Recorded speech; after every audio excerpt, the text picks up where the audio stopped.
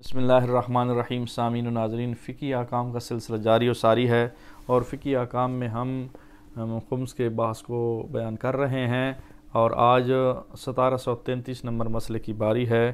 وہ مسئلہ کچھ یوں ہے: اگر انسان کو کسی کافر سے یا ایسے شخص سے جو خمس دینے پر اعتقاد نہ رکھتا ہو یا خمس نہ دیتا ہو کوئی مال ملے تو اس مال کا خمس دینا واجب نہیں ہے۔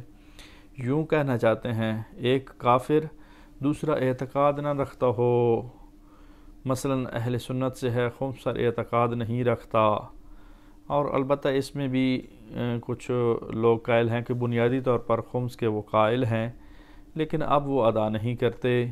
تو بہرحال وہ ادا نہیں کرتے تو یہی مسئلے میں تیسری شق بیان کی گئی ہے کہ اگر وہ خمس ادا نہ کرتے ہوں، ان سے کوئی چیز ملتی ہے گفٹ میں، عطیے میں، وراثت میں یا کسی اور چیز میں، تو اس کا خمس جو ہے وہ ادا نہیں کیا جائے گا۔ کیونکہ پہلا مالک جو ہے وہ معتقد ہی نہیں ہے خمس کا، اس وجہ سے اس کے ذمے کچھ بھی نہیں ہے۔